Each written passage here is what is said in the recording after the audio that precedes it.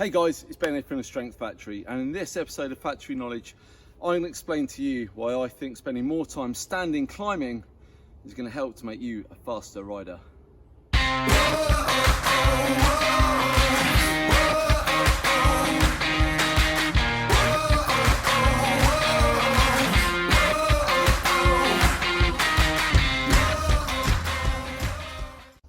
For a whole host of reasons, the way we go about riding our bikes has changed.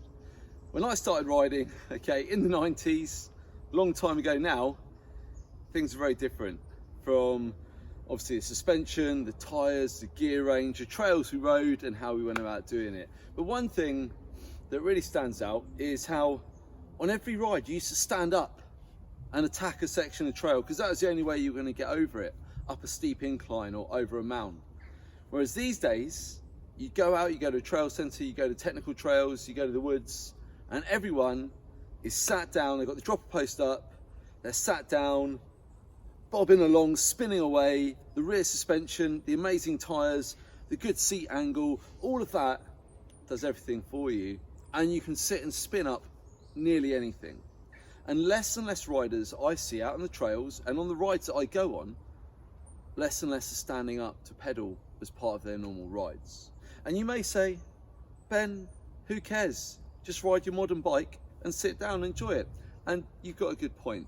But what I want to talk about is how I believe that purposefully standing up as part of your riding can make you a stronger rider. It can make you a better rider, and it can also lay the foundations for a big sprint and those big power efforts that you may want to do as part of a ride or a race or in training session. Whilst it's kind of obvious, what are the differences? What's the big deal? Well, the main one is about efficiency and the amount of effort that you're putting in. Okay, so seated pedaling, I'm going to pedal backwards, okay, but you get the idea. Seated pedaling, a load of my weight is on the saddle. The bike is taking that load, and the load on the legs isn't to support my weight, it's to turn the cranks. Similarly, as I'm seated here, there's not much weight on the bars, and in fact, you can just use your back muscles, and I can literally steer with my fingertips, and it's fine. So the bike is taking a lot of your body weight. Change that to a standing pedal, and now, obviously, all of my body weight is being supported by my body, by my legs, and by my arms, and that makes it harder. That's why for a given speed or wattage, standing pedaling is less efficient. Your heart rate is going to be higher. It's going to be harder work, and that's a big reason why people don't do it, because people don't like doing hard shit.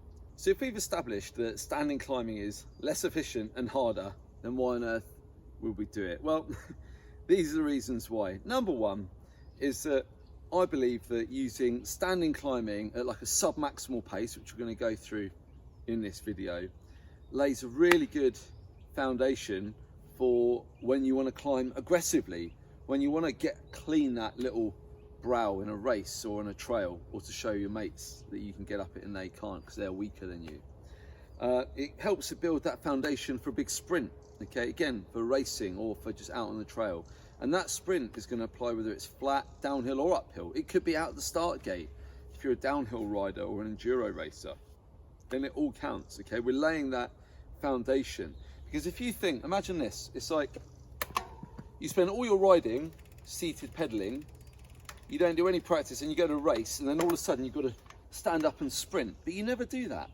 You never normally sprint. You haven't practiced, you haven't done any other standing work. Well, your coordination's going to be poor, and your ability for your legs to coordinate themselves and to put out and sustain that power is also going to be poor. So I like to use standing pedaling as that foundation, okay, where we're building that bit of muscular endurance, we're building the motor pattern, we're building the technique, so that I'm up here, I can't do it now obviously, but I'm stood on the pedals and it feels natural and it feels comfortable. The second reason I like to use it is actually, it's really similar to the first. It's about building that foundation of strength. And actually, if you think about it, when you're standing to climb, it's not much different to descending. you know, the position that you have on the bike. Maybe a bit different, maybe a bit more upright, or sometimes you might have your weight a bit further forward if it's steep. But guess what? We're spending time up in that position. We're getting a bit more load through the upper body, a bit more load through the core, focusing on keeping the hips nice and strong, and then putting that power down through the legs. So again, we're laying that foundation to then apply it when we're riding downhill. And then also, you're better prepared in a downhill section to go out of a turn and then get on those pedals, you know, to put some power down, because you've been practicing it and because you feel natural and comfortable in a standing pedal. Without just stating the obvious then, how do we go about doing this? Well, the first thing we're going to do is we're going to go a couple of gears harder, higher gears, down the cassette, and that just gives you a bit more to press against when you stand up on the pedals. Because if you've been spinning up the hill like you would normally and you go to stand up, you're just going to spin out, and that's no good. We need that resistance to push against. So normally 2 to 3 gears is about right. The second thing then is to remind you that, certainly to start with, we're not even trying to go faster. Like if you're with a group and you normally go with the group up a climb, there's no reason for you to go off the front. You're just going to go at the same speed as you were, but you're going to do it standing, okay? A couple of gears higher, lower cadence, standing up, and there's no reason why you shouldn't be able to maintain that similar speed that you were doing before. Now, you're going to have to probably build up the duration that you do standing climbing. So initially, you know, maybe you're just doing a 5-minute climb. You might do 30 seconds at the start of the climb and 30 seconds in the second half of the climb, and so you've got a minute of standing climbing. And you think maybe that's not loads, but if you haven't done it much, or you haven't stood up since the 90s, or if you've always ridden modern bikes, or e-bikes are bad for this as well, then actually that might be surprisingly hard for you. Once you can do that, then try and do a minute at a time. And basically, what the really good way to go about it is just to integrate it into your normal ride, so you don't have to find any extra time, you don't have any extra stress or specifics. It's simple.